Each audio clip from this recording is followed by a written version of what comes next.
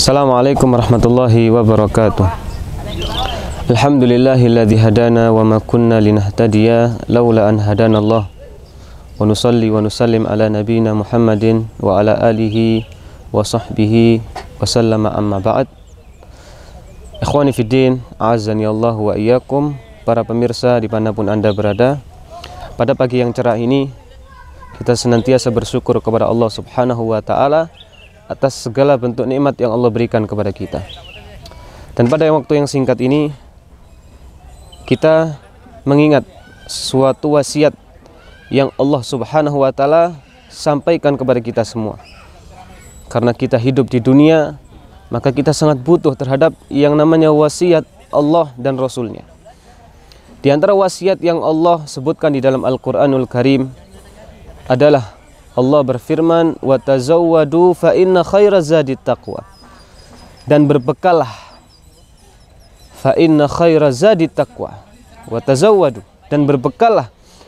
Ya, sesungguhnya sebaik-baik bekal adalah ketakwaan kepada Allah Subhanahu wa Ta'ala. Artinya ikhwani fiddin, azani Allah wa iyyakum, kita hidup ini butuh yang namanya konsep. Kita hidup ini butuh yang namanya ilmu. Dan Rasulullah SAW telah mengajarkan beberapa bentuk konsep hidup di dalam hadisnya.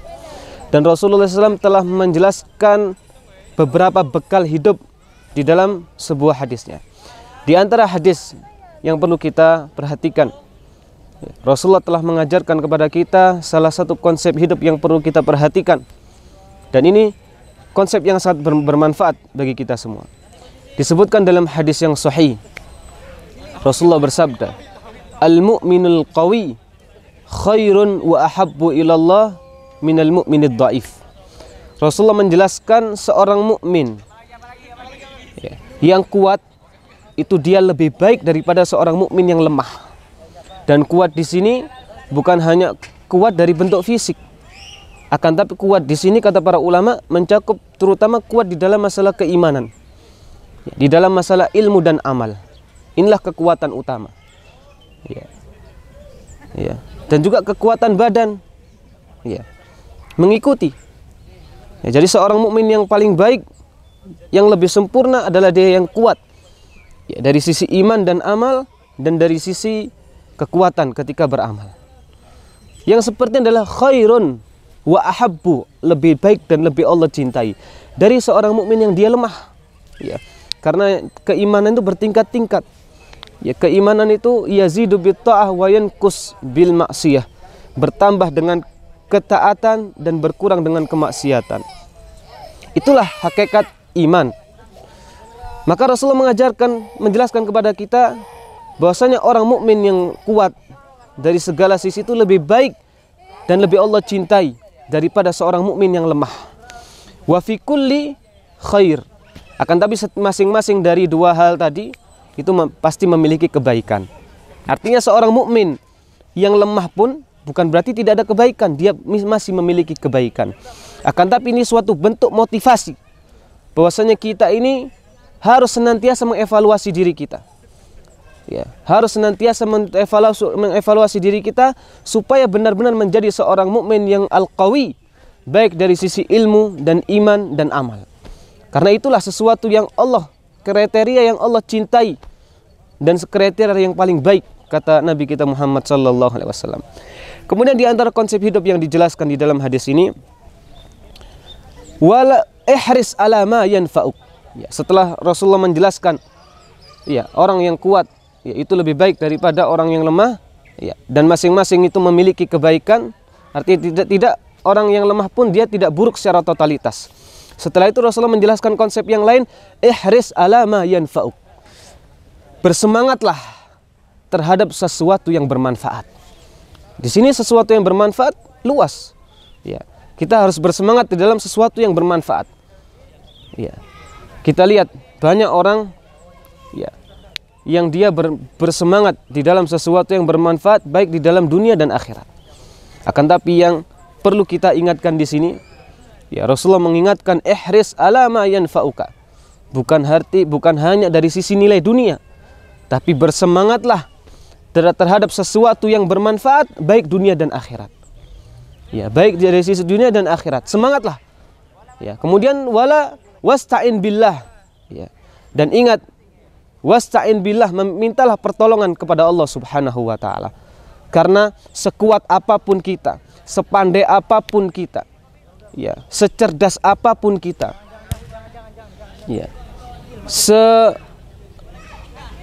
kita mau berusaha semaksimal 100%, tapi kalau semua itu tidak ada pertolongan dari Allah, maka semua itu akan sirna. Maka Rasul mengajarkan kepada kita konsep-konsep dan mengingatkan kepada tauhid. Wasta'in billah, dan mintalah pertolongan kepada Allah Subhanahu wa taala. Karena tidak ada yang bisa memberikan kita kekuatan, wala haula wala quwata illa billah, kecuali Allah Subhanahu wa taala. Wala ta'jaz. Dan janganlah berputus asa. Ya, kemudian konsep yang selanjutnya, wa in asabaka syai'. Iya. Dan ketika engkau tertimpa sesuatu, tertimpa musibah, karena orang hidup ini tidak mesti dia baik. Ada kalanya dia di atas, ada kalanya dia di bawah. Ada kalanya dia senang, ada kalanya dia tidak senang. Ya. Kalau dalam keadaan seperti itu, maka kata Rasulullah SAW, kalau engkau tertimpa sesuatu, maka katakanlah qadarullah wa ma syafa'al. Ya, kembalikanlah semua urusan kepada Allah Subhanahu wa taala. Ini sudah menjadi ketentuan Allah dan ini sesuai kehendak Allah Subhanahu wa taala. Karena itulah sifat orang beriman, wa 'alallahi ya fatawakkalu in kuntum mu'minin. Dan hanya kepada Allah kalian bertawakal, menyerahkan segala urusan. Ya, kalau kalian benar-benar orang yang beriman. Kemudian yang terakhir, konsep hidup yang terakhir yang Rasulullah jelaskan adalah, ya, dan janganlah kalian mengatakan lau. Ya. Di dalam akhir hadis Rasulullah menjelaskan, jangan kalian mengatakan lau, seandainya. Ya, ketika engkau tertimpa sesuatu, jangan kau mengatakan lau, berandai-andai, tapi serahkan secara 100% kepada Allah Subhanahu wa taala. Dan Rasulullah menyebutkan terakhir faedah kenapa kita tidak mengatakan lau, seandainya, tidak berandai-andai. Fa innal lau tuftahu abwabus syaitan. Ya, karena lau itu membuka pintu syaitan. Lau itu adalah bisikan dari syaitan. Lau itu adalah amalan syaitan.